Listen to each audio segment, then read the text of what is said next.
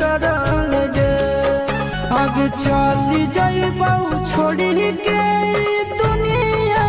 विदाई अपने हाथ कर लगे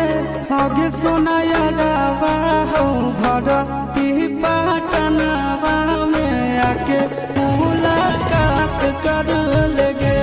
आगे सोनाया रावा हो भरती